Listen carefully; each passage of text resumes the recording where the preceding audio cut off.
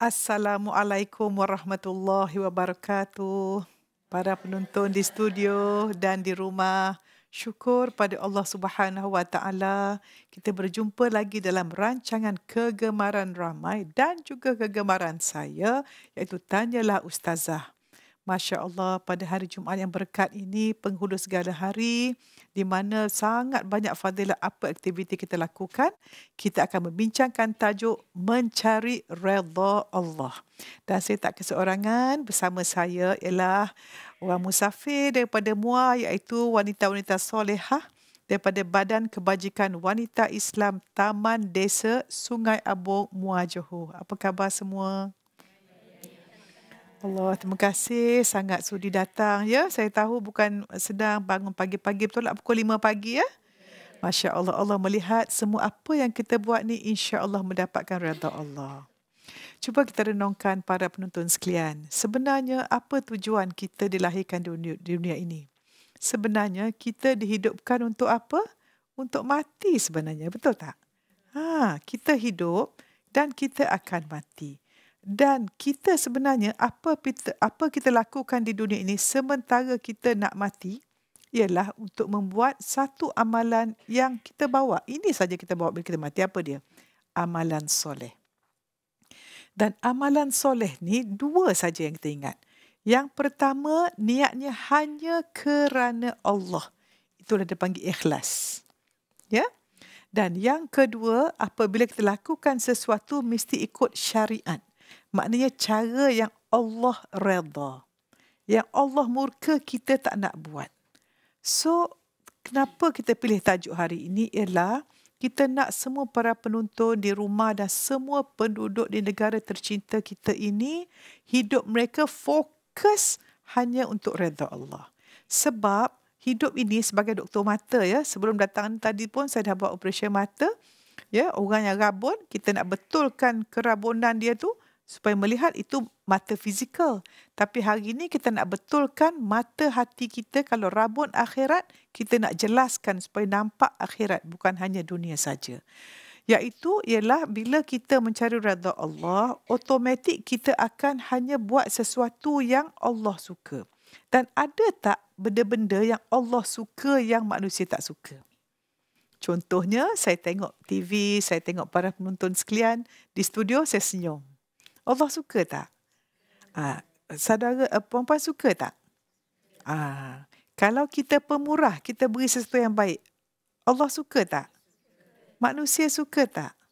Maka kita akan dapat situasi di mana semua makhluk di dunia ini akan menjadi sangat bahagia dan membahagiakan. Kalau kita tanya orang, apa manusia nak sebenarnya? Baik, fikir betul-betul. Kita nak bahagia? Ya. Kita nak selamat tak? Nak. Dan kita nak dihormati atau tidak? Ya. Tapi bayangkan suasana di mana orang tu dia bahagia sebab duit banyak. Tapi dia tak selamat sebab dia curi duit orang. Tak nak. Ada pula dia bahagia ambil duit orang. Dia bekerja dengan baik. Dia tak suka. Dia tak dihormati. Suka tak macam tu? Sebab mungkin dia seorang yang tidak berakhlak mulia. So maknanya kalau kita fikir, ya Allah ya Tuhanku, aku nak jadi orang yang bahagia, aku ingin dihormati sebab aku menghormati orang lain dan aku juga ingin selamat jauh daripada gangguan makhluk yang lain.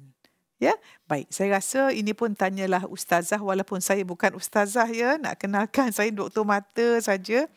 Tetapi diamanahkan untuk sesi ini sebab saya rasa kalau kita ingin nak buat baik, insya-Allah Allah bantu kita. Jadi saya persilakan kalau ada para penonton nak tanya soalan. Persilakan. Assalamualaikum Prof. Salam. Saya Puan Haslina binti Abdul Aziz. Puan Haslina. Dari Badan Kebajikan Wanita Islam Taman Desa Sungai Abung, MUA Johor. Ya, silakan. Saya ingin mengajukan satu soalan. Ya. Apakah tujuan manusia hidup di dunia ini? Sejauh mana kita hidup, sebenarnya kita berada di kelompok yang mana? Ya. Sama ada di kelompok yang beriman atau sebaliknya? Terima kasih. Terima kasih. Terima kasih. Kita tahu, terima kasih Puan Haslina. Ya. Sebenarnya kita semua tahu, saya rasa dalam Quran pun banyak sebut tujuan kita hidup di dunia ini untuk beribadah kepada Allah. Betul tak? Dan apakah definisi ibadah? Apa-apa yang kita lakukan kerana menghambakan diri pada Allah. Sebab tu dia panggil konsep ubudiyah. Ya, macam dalam pekerjaan, ya, macam budaya kerja Islam apa dia? Pertama, ubudiyah. Apa kerja kita buat, hamba Allah dulu, baru kita fokuskan pada kerja kita. Dan tidak ada orang yang menjadi hamba Allah yang baik yang tidak bagus dalam kerjanya. Ya? Tujuan kita dilahirkan untuk beribadah kepada Allah, dan ibadah ni pula ada ibadah khusus, ibadah umum. Ya, ibadah khusus yang rukun Islam suruh tu. Solat, puasa, mengucap, zakat, haji. Itu ibadah khusus. Ada dia punya fiqh, hukum fiqhnya. Tetapi ibadah umum ialah apa saja yang disebut umum, amalan soleh, apa-apa saja yang diniatkan kerana Allah dan mengikut syariat. Ya, maknanya contohnya kita berniaga, itu satu benda yang kita berniaga kerana Allah. Tapi kalau kita guna riba, dah bukan ibadah lagi. Ya, dan kalau kita hidup dengan tujuan untuk mencari redha Allah, maka automatik segala yang kita lakukan mencapai tujuan sebab kita dalam konsep beribadah kepada Allah. Ya, jelas ya, insya-Allah. Alhamdulillah. Sebab ada soalan, dan soalannya juga, apakah kita dalam golongan yang Allah redha atau tak redha? Beriman tak beriman? Baik. Ini kadang-kadang kita tak tahu ya, kita ni dalam golongan yang mana. Sebenarnya subhanallah, masa kita dilahirkan di alam roh, kita dah diseru roh kita dah memang nak janji Allah tu Rabb kita. Tetapi kita banyak nafsu yang mengganggu kita. So fitrah kita sebenar, roh kita tu memang dia baik kan. So kita boleh tahu kita salah tak salah, macam mana nak tahu? Bila dekah waktu kita paling dekat dengan Allah dan paling dengan diri kita? Cuba teka, masa bila? Masa sekarang? Atau masa bangun tidur? Masa kita bangun tidur, pada saya lah secara peribadi, itu waktu yang paling baik nak tengok KPI diri kita. Kalau kita bangun tidur terus serabut, maknanya apa? Banyak dosa. Sebab kita nak tidur malam tak ampunkan orang. Kita nak tidur malam tak minta maaf pada suami atau isteri atau orang lain. Maknanya kita akhiri hari kita tu dengan keadaan tidak bersih. Sebab setiap kali kita minta maaf dan kita maafkan orang, kita membersihkan jiwa kita. Sebab bila kita maafkan orang, kita buang racun daripada jiwa kita. Kita toksikkan jiwa kita dengan kemaafan pada orang lain. So kalau kita ni tak suka memaafkan orang, memang tak suka minta maaf. Betul tak? Sebab apakah ciri orang ego? Tak suka maafkan orang dan tak suka meminta maaf. Pasal dia bajet bagus, dia rasa dia terror, dia baik. Betul tak? Orang yang rasa dia baik takkan minta maaf. Tapi kalau kita rasa kita sentiasa berdosa dan minta ampun, maka kita akan bersih. Jadi, macam mana nak tahu kita belah mana? Tengok ketenangan kita. So, bangun pagi serabut, nak tidur serabut, hari-hari serabut. Sebenarnya, saya pernah dengar ustaz tu mengatakan, salah satu azab Allah ialah stres. Tekanan di dunia ini, satu azab daripada Allah. Sebab hati kita dalam genggaman siapa? Allah Subhanahu Wa Taala. So, jiwa yang banyak dosa, yang tidak ikut hukum Allah, sebab roh kita bersih, bila setiap kali kita buat dosa, sebenarnya kita merosakkan jiwa kita. Sebab itu kalau orang yang kita perhatikan banyak buat dosa, maknanya dia buat dosa pada diri dia, contohnya dia berzina, ke minum arak, ataupun dia buat orang, dia mengumpat dan sebagainya, kita nak marah ke kesian kat dia? Kalau orang buat jahat, kita nak marah ke kita kesian? Kesian. Sebab hanya orang yang banyak kejahatan dalam jiwa dia akan melakukan kejahatan di luar. Sebab manusia ni cara psikologi macam ni. Kita ada sistem kepercayaan akidah. Kita ada sistem nilai yang diajar oleh ibu bapa kita. Ya? Lepas itu, dua perkara ini akan mempengaruhi cara kita melihat dunia. Kanta kehidupan kita. Lensa mana kita nak gunakan? Lensa keimanan ataupun lensa kedegilan. So, bila kita dipengaruhi, maka akan mempengaruhi fikiran kita. Fikiran ni dua jenis. Satu, datang secara automatik. Yang kedua, dipengaruhi oleh faktor luaran. Apa orang kata kat dia. Kalau sistem nilai bagus, sistem akidah bagus, fikiran dia sangat positif. Fikiran positif akan menghasilkan emosi yang sangat positif. Apa emosi positif? Kesyukuran, menghormat orang lain, murah hati, sangat-sangat penyayang, sangat-sangat itu emosi yang baik. Maka bila dia emosi yang baik, bila dia syukur, dia baik, dia pemurah, muka dia senang senyum tak? Sebab tu saya nak suruh kita semua audit. Kalau bangun pagi tak senyum, something wrong. Kan? Kalau jumpa orang tu fikir, senyum tak senyum? Senyumlah. Itu kalau kita kena fikir untuk senyum, taubat banyak-banyak. Ya, kalau kita pas ahli syurga senyum ke masam? So kalau nak masuk syurga, cubalah berperangai watak ahli syurga sekarang. So kalau kita payah nak senyum, banyakkan taubat. Okay? So bila kita punya tindakan positif, maka apa akan kita dapat hasil kehidupan kita? Tentu positif. InsyaAllah kita akan sihat, kita akan tenang, akan bahagia, akan murah rezeki, suami sayang, anak baik, mak mertua sayang, jiran baik, semua akan baik sebab kita menjadi magnet pada kebaikan. Dan magnet diri kita ialah emosi kita. Okey? Ada soalan lain? Seterusnya. Assalamualaikum warahmatullahi wabarakatuh, Ustaz. Prof. Saya Sanarah binti Ahmad ingin bertanya pada Prof. Silakan. Soalannya ialah semasa dilahirkan, kita semua diuji. Begitu juga semasa dibesarkan sehingga sekarang kita masih diuji. Adakah itu Prof salah satu cara mencari keredaan Allah? Oh, bagus. Terima kasih Puan Zanarah. Terima kasih. Okey, yang pertama mesti faham ya. Sebenarnya dunia ini ialah universiti Allah nak uji kita. Boleh tak kita lihat bahawa dunia sementara ini, kita dah ada alam roh, Allah mesti masukkan dalam fizikal. Sebab hanya dengan fizikal kita boleh solat kan? Kita boleh berjalan pesada tubuh fizikal ini.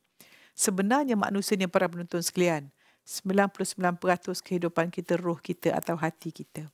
1% fizikal. Tapi kita orang perempuan sibuk apa?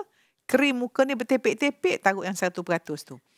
Banyaknya nak cuci muka, nak toner, nak scrub, nak pergi spa, nak bersihkan muka. Tapi jarang kita nak bersihkan hati. Kita sebenarnya orang perempuan kita tersilap ya. Kita ingatkan kehidupan dekat sini. Rupanya kat sini kehidupan kita. Ya. Jadi kita mesti faham. Yang pertama, hidup ini, dunia ini ialah universiti untuk Allah beri ujian. Markahnya kat mana? Keputusan dekat mana? Di padang mahsyar di hari kiamat nanti. Maka sangat penting untuk kita faham semua yang berlaku susah senang satu ujian. Dan nak tanya, kita gagal ujian sebab salah soalan ke salah jawapan? Boleh pilih soalan tak? Tak boleh. Jadi boleh tak kita kata jangan ujian, jadi Allah aku nak ini? Boleh tak? Tak boleh. Ya? Maknanya kalau kita tahu semuanya ujian, maka kita akan sangat jelas apa yang berlaku. Okey? So, kita sambung lagi, jumpa sebentar lagi selepas ini. Assalamualaikum.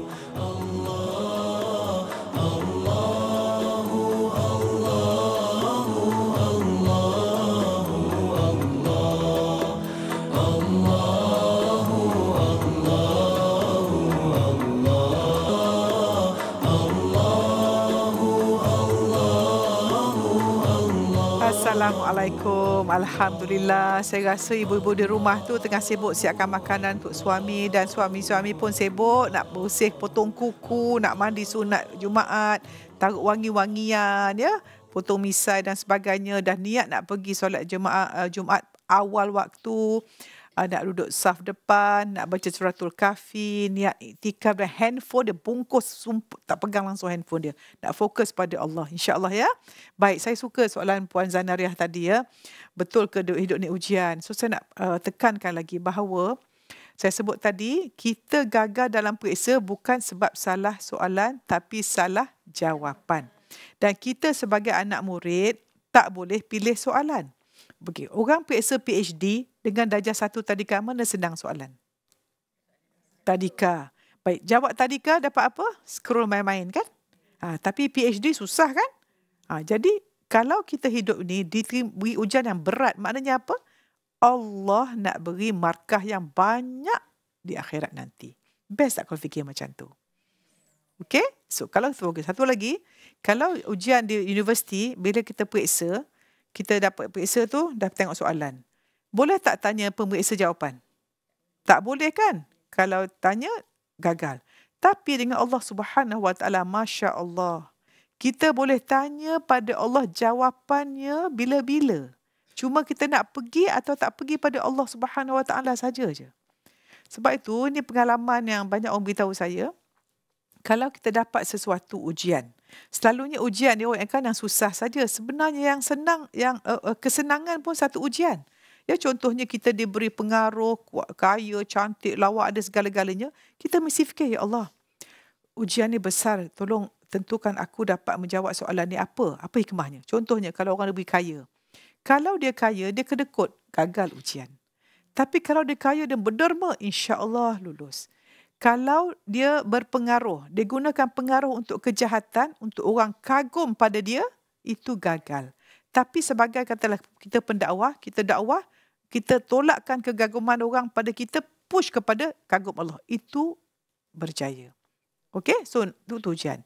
Baik, kalau kita dapat masalah musibah. Selalunya musibah ni orang senang ingat Allah ya.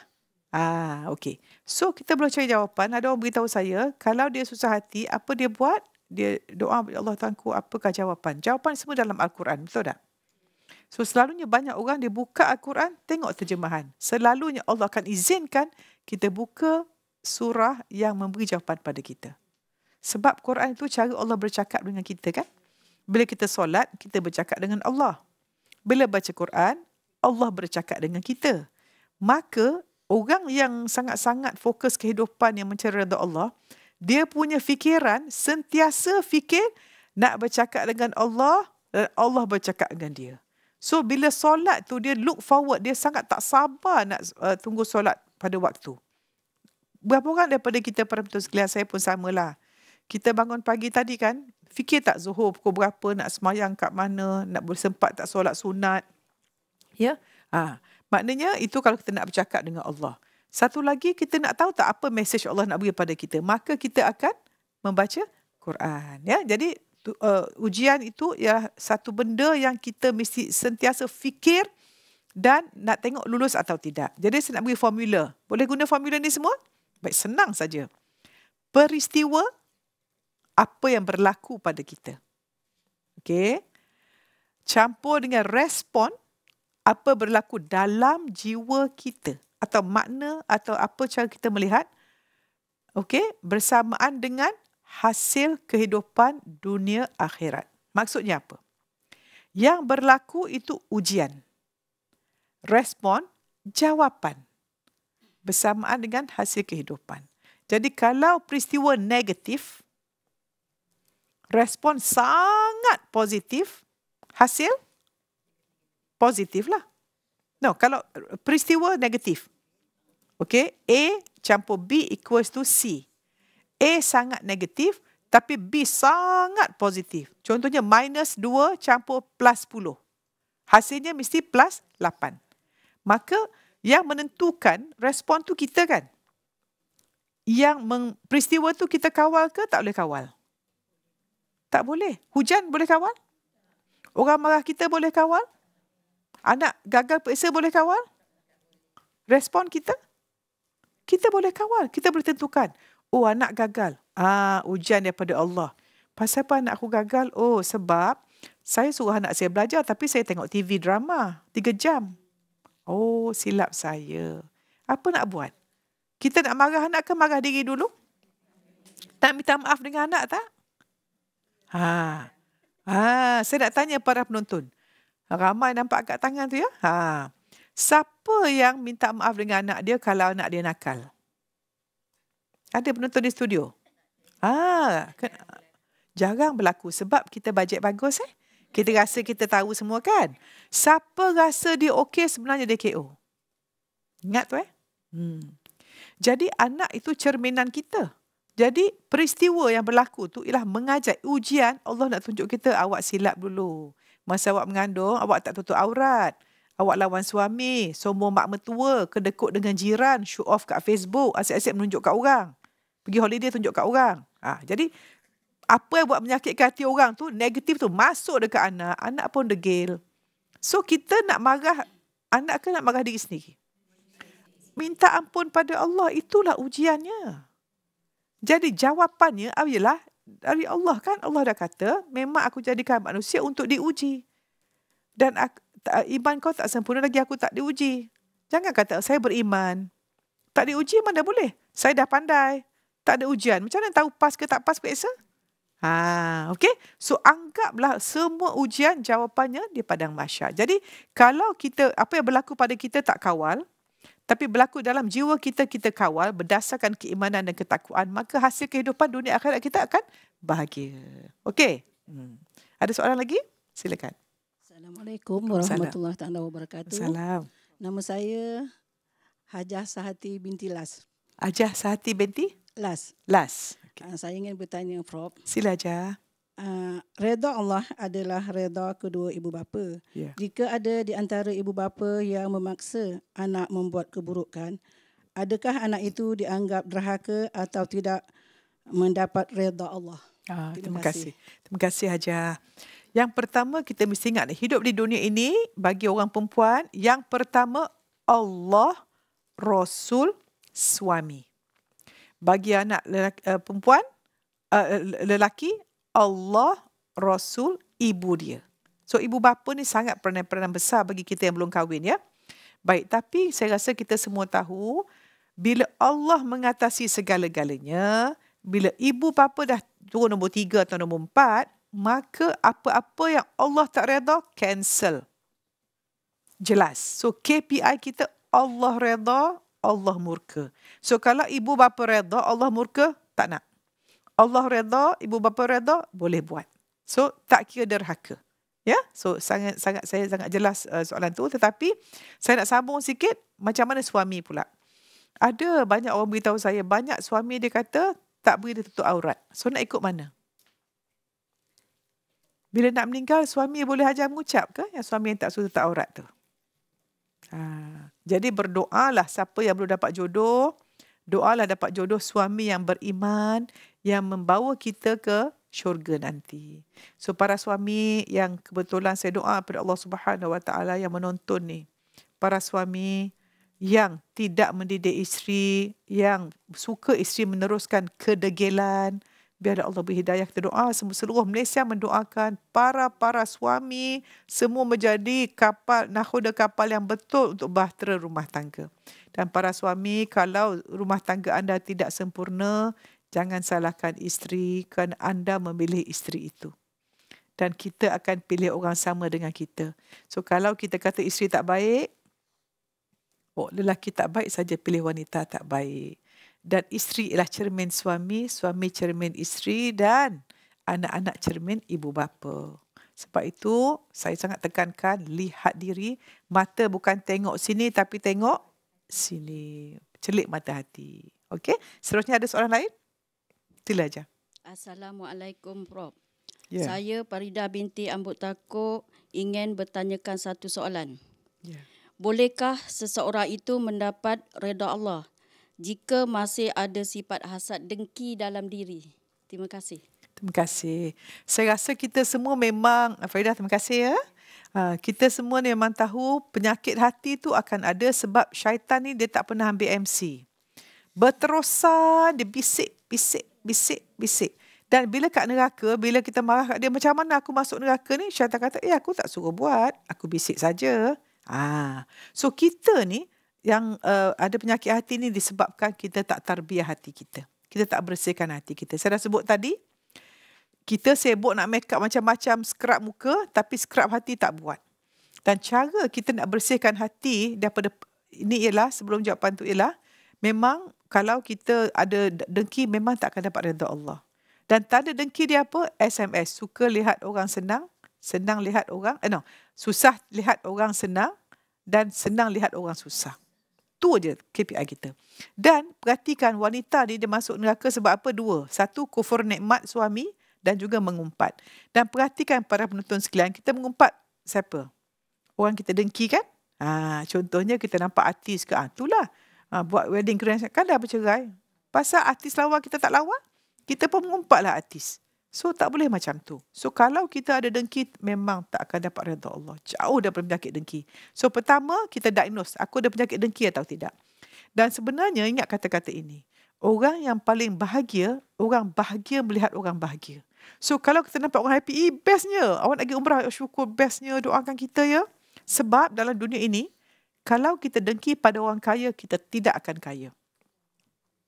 Kalau kita dengki orang yang kahwin dapat suami baik, kita takkan dapat. So, bila orang dapat sesuatu yang baik, kita bersyukur, suka tengok dia dan doa, Ya Allah, ya Tuhanku, biarlah aku dapat rezeki yang sama macam orang tu. Aku bahagia tengok kawanku ini.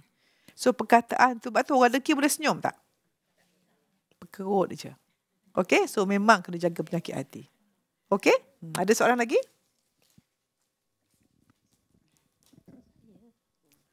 Okay, sila. Assalamualaikum warahmatullahi wabarakatuh, Prof. Ya. Saya Kamsinah binti Sarpin ingin bertanya satu soalan. Silakan. Bagaimana kepada peniaga yang hendak mendapat redha Allah jika menipu dalam perniagaannya? Allah. Terima kasih, Prof. Allah, takut ya. Kita tahu perniagaan tu rezeki 90% perniagaan dan satu sunnah. Ya, dan bayangkan satu sunnah, satu yang banyak rezeki kita menipu. Allahu Akbar, takutnya dengan ya. Dan memang tak dapat redha Allah dan saya tak pernah tengok lagi orang yang menipu yang kekal perniagaannya. Sebab banyak orang yang tak yakin pada Allah ni. Dia sangka rezeki dia datang daripada penipuan itu. Dia ingatkan bila dia tipu customer tu, contohnya dia buah-buah kan. Dia taruh buah yang cantik ke atas, yang bawah dia ambil masa nak beli tu kan. Dia ingatkan macam tu. Sebenarnya dia tak tahu bahawa pemberi rezeki ialah Allah Subhanahu Wa Taala. Kalau kita tidak dapat redha dari pemberi rezeki, bagaimana mungkin kita akan bahagia? Ya, jadi kita jumpa lagi selepas ini, akan kupas topik ini lagi. Assalamualaikum.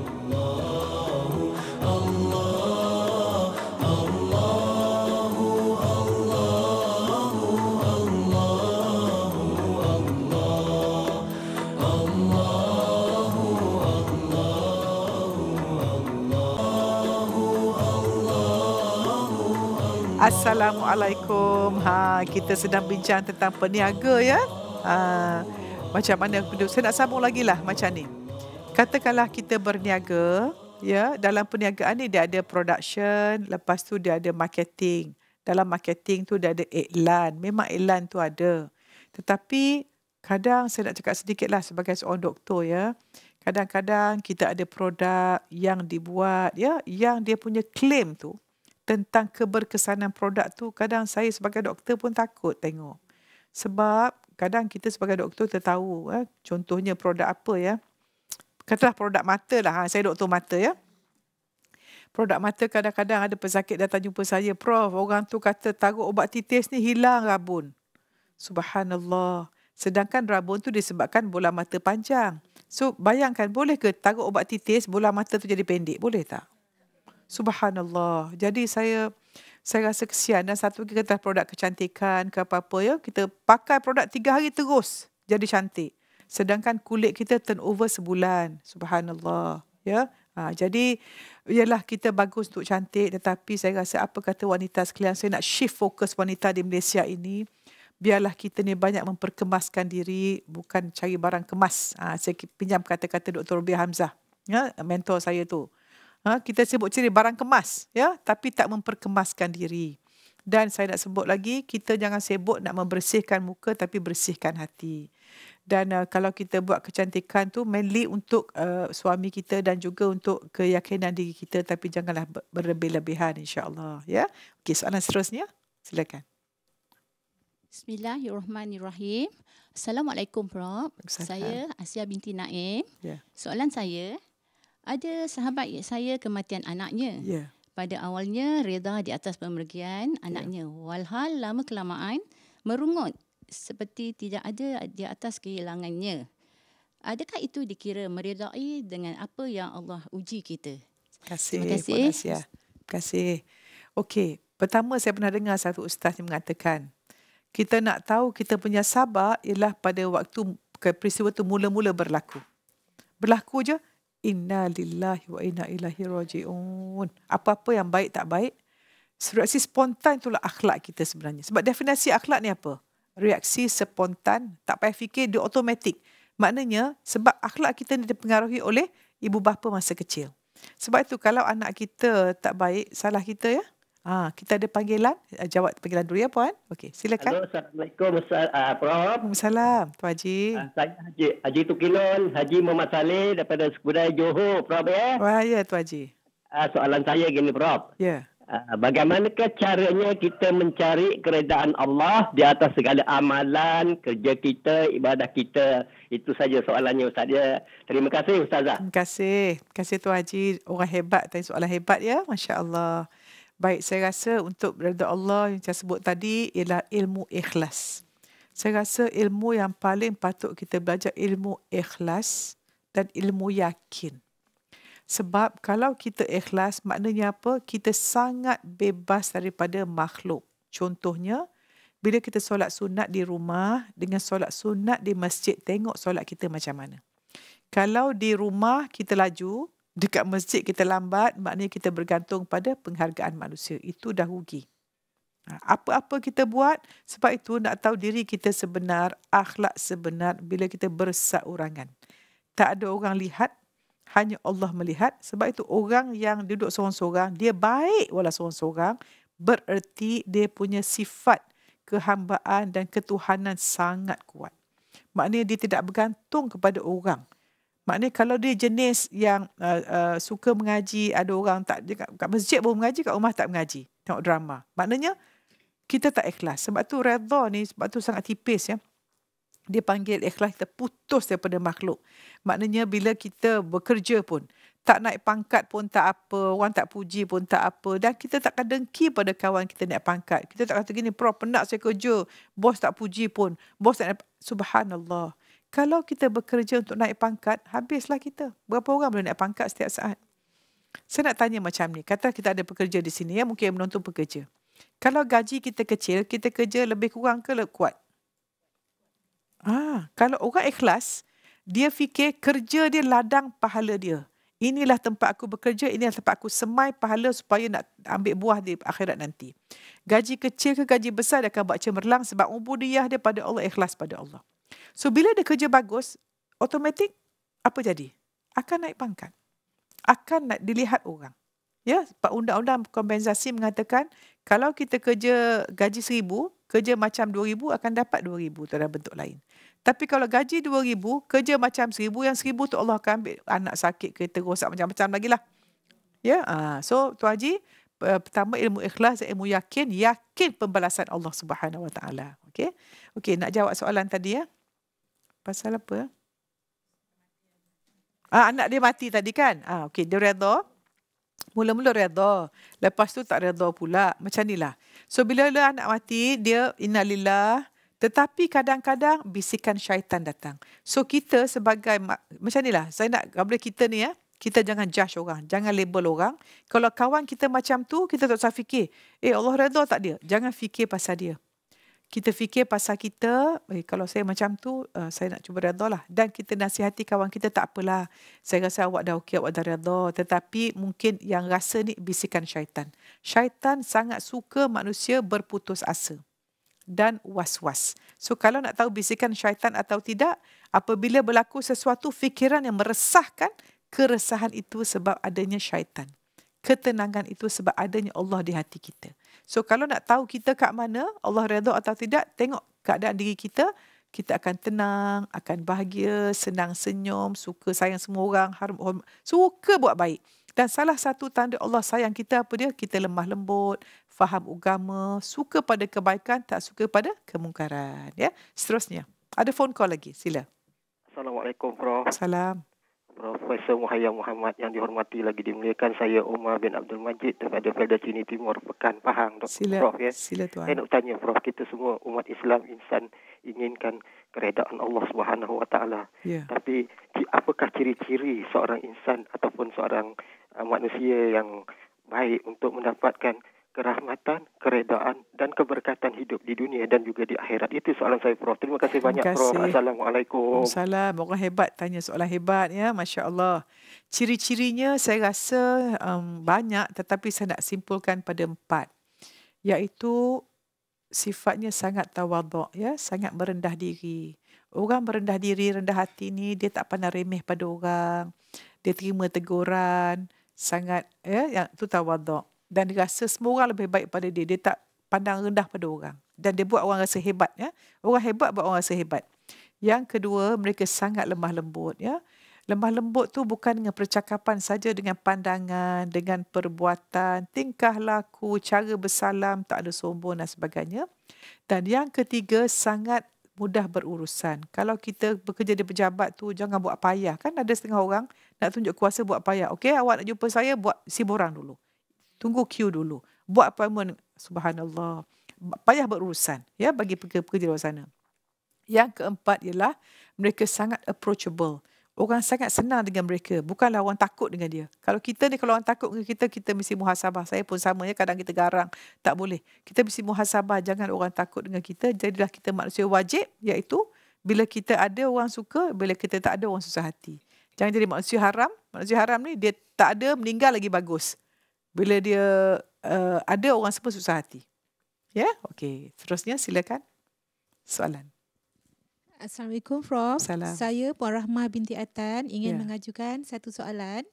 Bagaimana hendak memujuk hati daripada setiap ujian yang Allah hadirkan kepada kita agar tetap meredai akan ujian yang berlaku agar tidak tergelincir akidah. Terima kasih, Prof.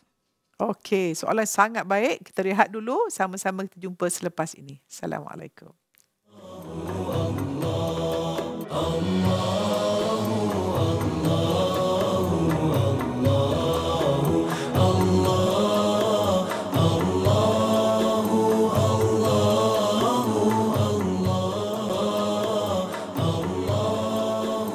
Assalamualaikum. Kita dah sampai ke blok terakhir ya. Tak sedar waktu berlalu ya. Sebab itulah kita ni sebenarnya waktu ini makhluk Allah ya. Dan setiap hari kita bisa doa dapat keberkatan waktu dan ketenangan jiwa. Dan pengalaman yang saya perhatikan ialah kalau seseorang itu sangat-sangat menjaga waktu, Allah akan beri dia sesuatu dalam waktu yang sedikit banyak dapat dia lakukan. Doa setiap waktu ya. Okey, soalan tadi ialah macam mana kalau memujuk hati setiap ujian. Macam inilah. Kalau kita yakin bahawa hati kita ni dalam genggaman Allah. Baik, cuba bayang kita genggam apa-apa. Senang kan? Kita berkuasa kan? Kan? Kata kita ambil apa? Binatang kecil, bukan nyamuk lah. Binatang kita suka genggam. Dia tak boleh bergerak. So kita lepas, kita main dengan dia kan? Macam itulah Allah dengan kita. Subhanallah. Kalau kita yakin, seluruh dunia dan kita dan hati seluruh makhluk ini dalam genggaman Allah. Dan katakanlah ujian kita tu dengan manusia lain. Senang saja. Ya Allah, ya Tuhanku, Engkau menggenggam hati. Dia katalah suami kita. Dia buat hal ke apa. Ya Allah Tuhanku, hatinya dalam genggamanmu. Sikit saja. Tengok langit. Ya Allah, langit yang tinggi ini dengan awan yang cantik macam lukisan kau buat. Seluruh makhluk naik kapal terbang pula berjuta-juta, 7 bilion manusia, sel dalam tubuh mereka ada 50 trilion. Bayangkan 50 trilion kali 7 bilion manusia, berapa ratus sel, setiap sel ada organ pula, semua Allah jaga. Apalah susahnya Allah nak tukar hati kita.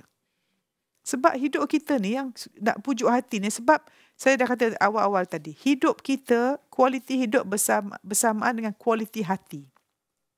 Dan kualiti hati menentukan emosi. Dan emosi kita bergantung pada fokus.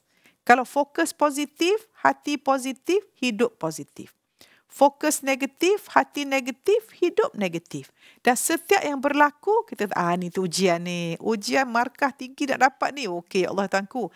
Something happen. Benda yang baik akan berlaku pada ni. So, setiap kali negatif, positif coming. So, ingat formula tadi? Peristiwa, apa berlaku pada kita itu ujian.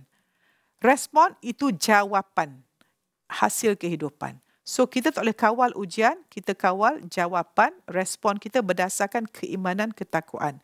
So kalau kita diuji asyik fail, maknanya apa? Nak betulkan ujian ke nak betulkan kita berjawapan? Nak jepurkan silibus kita, nak belajar kuat kan? Belajar kuat tu majlis ilmu.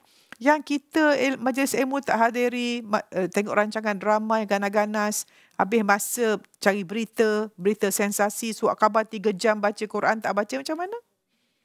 Betul tak? Sebab tu saya kata, orang yang bermasalah dia banyak masalah. Orang yang bijak dia banyak peluang, dia tak ada masalah. Okey, setiap ujian untuk kita lebih baik. Ya, seterusnya. Ya. Assalamualaikum Prof. Waalaikumsalam. Saya Jaliha binti Haji Mimbar ingin bertanyakan satu soalan. Sila Jaliha. Soalannya, bagaimanakah hendak meraih keredaan Allah? Oh, terima kasih banyak. Soalan terakhir hari ini. Macam mana nak cari redha Allah? Saya rasa semuanya bermula dengan niat. Ya Allah, ya Tuhanku, jadikanlah aku ni setiap saat membuat aktiviti niat yang engkau dapat redha-Mu. Yang kedua, ya Allah, ya Tuhanku, jangan tinggalkan walau satu saat pun urusanku akhirat ke dunia dalam diriku. Semua aku serah padamu. Dan saya nak kongsikan satu pengalaman, lupa nak sebut tadi, dia panggil ilmu bungkus. Tahu ilmu bungkus? Bila ada masalah, bungkus masalah beri siapa? Allah buat. Apa-apa kita bungkus package atik Allah. Because kalau kita nak serah pada diri kita, orang yang tertekan ni sebab dia banyak fikir, kurang zikir. Apa beza fikir dengan zikir? Fikir guna akal. Kita rasa kekuatan kita, zikir ialah ingat Allah yang bantu. Kalau kita rasa kita boleh bangun ni pasal diri kita kekuatan saja, tak. Sebabnya kita, tapi yang mengizinkan ialah Allah Subhanahu Wa Taala. So saya nak beritahu satu prinsip lah kehidupan. Ya, yang pertama saya pernah sebut sebagai fikir baik, rasa baik, buat baik, dapat redha Allah. So fikir tu ialah menentukan macam mana kita melihat suasana kanta kehidupan kita. Sebab itu rumusan saya nak sebut lagi ialah ingat formula ni ada, beri, dapat. Ada baik, beri baik, dapat baik. Kalau dapat tak baik, macam mana? Sebab kita pernah beri tak baik. Boleh tak beri tak baik kalau ada tak baik? Tak ada tak baik? Tak. So, nak betulkan siapa sekarang? Diri kita. So, untuk dapat redha Allah, yang pertama, niat kita, fokus kita mencari redha Allah, konsep hidup kita memberi. Ya, jangan nak dapat. Hidup ini, kalau kita nak dapat, kita penat sebab kita tak boleh kawal apa kita dapat. Boleh tak kita kawal apa kita nak beri? Boleh. Ya. Dan tujuan hidup kita ialah mencari redha Allah dengan melakukan semua aktiviti sebagai satu ibadah. Ibadah maknanya apa? Niat kerana Allah, mengikut syariat Allah. Dan kita hendaklah hidup menjadi seorang yang bebas. Bebas apa? Daripada penghargaan manusia. So hidup ni dua je. Satu, mencari redha Allah. Kedua, mencari penghargaan manusia. Mana yang penat? Yang penghargaan manusia. So saya nak bagikan motivasi hidup ni kepada dua. Yang pertama, motivasi dalaman, motivasi luaran. Apa motivasi luaran yang menyebabkan orang penat dan tak dapat redha Allah? Semua orang sekarang, kebanyakannya perhati kat Facebook, nak cantik, nak kaya, nak terkenal. Betul tak? Like berapa. Penat kan? Tapi buang, delete yang tu, ubah kepada motivasi dalaman. Apa dia? Yang pertama, semakin memperbaiki diri. Personal growth. Yang kedua, ialah mereka ini ingin memberi perkhidmatan kepada orang lain. Dan yang ketiga ialah ingin meningkatkan kualiti dan ilmu mereka. So, kalau kita hidup hari-hari macam mana saya nak jadi lebih baik, maka kita akan mencari ilmu bukan berita. Kita ingin memberi manfaat, macam mana kita akan mencari ilmu, kita jadi orang yang sangat profesional dalam kerja kita. Kalau kita ibu di rumah, kita masak makanan yang sihat, kita tentukan jangan nak tumis minyak-minyak banyak, kita akan tentukan banyak makan sayur, makan buah-buahan untuk anak-anak, kita kurangkan gula. Ya? Dan juga kita fikir macam mana kita nak menjadi orang yang lebih baik dengan orang lain. So 3 perkara yang kita fokus setiap hari apa dia? Yang pertama, memperbaiki diri, akhlak kita, akidah dan ibadah. Akhlak lembut, akidah mantap, ibadah sempurna. Yang kedua ialah kita perbaiki hubungan silaturahim kita. Kalau boleh jangan ada orang yang kita tak suka, dan kalau boleh jangan orang tak suka kita kalau boleh, ya. Banyakkan silaturahim, jaga Maafkan semua orang dan ampunkan semua orang, sayang semua orang.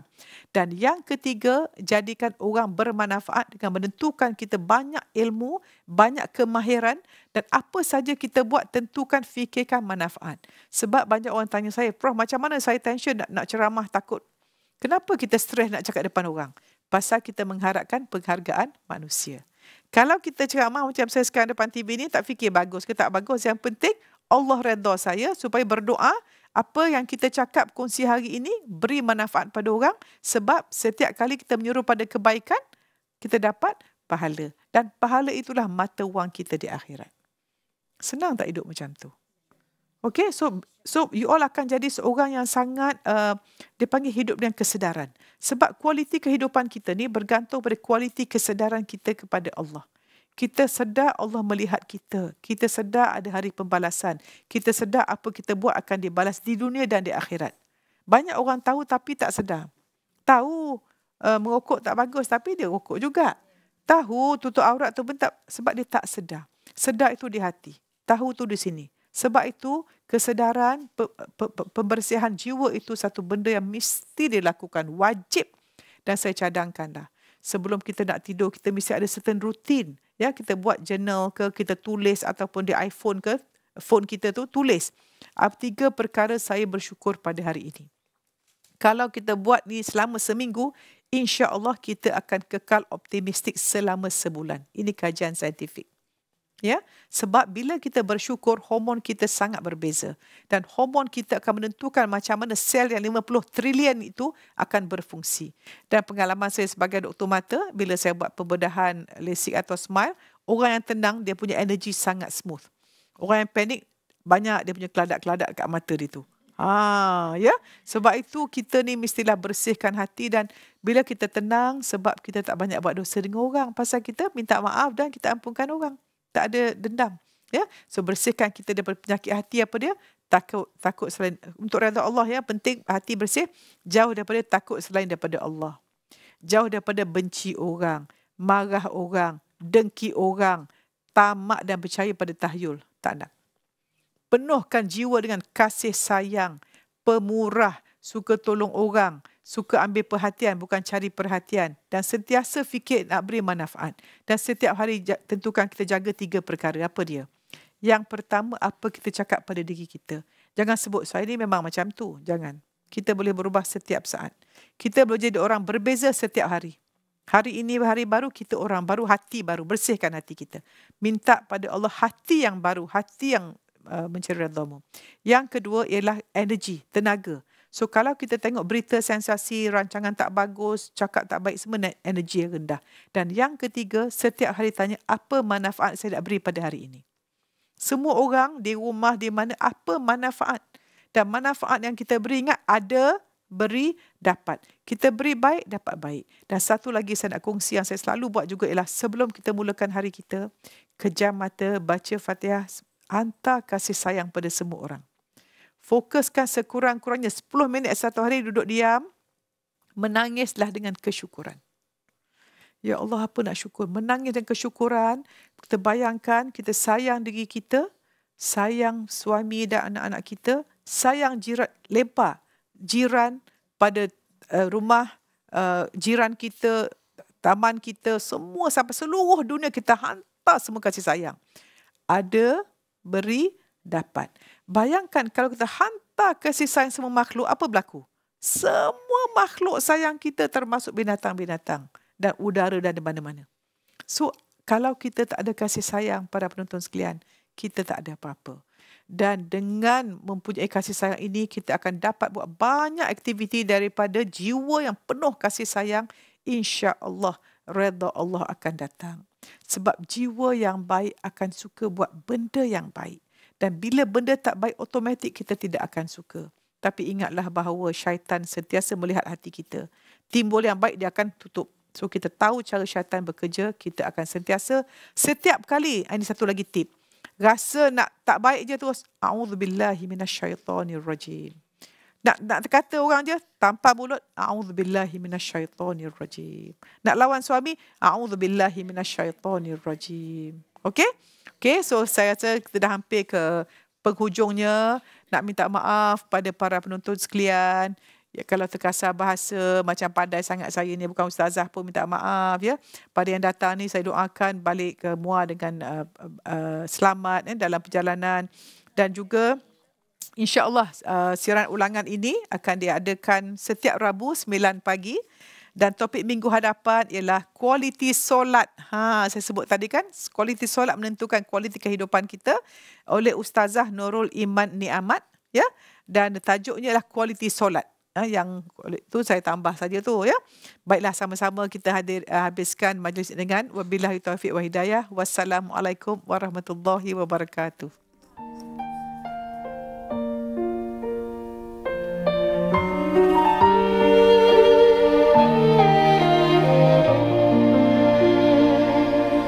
Allah, Engkau dekat, penuh kasih sayang.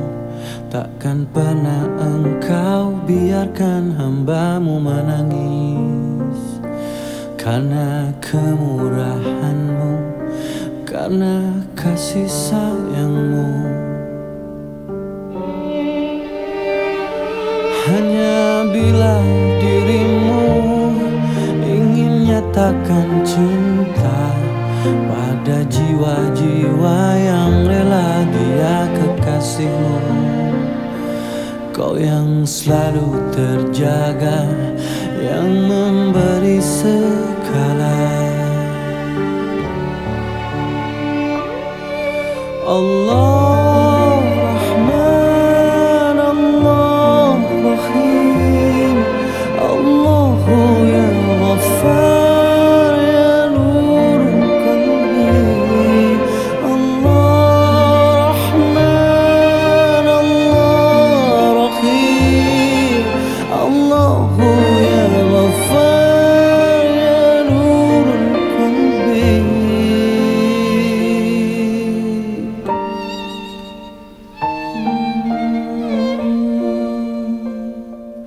Di setiap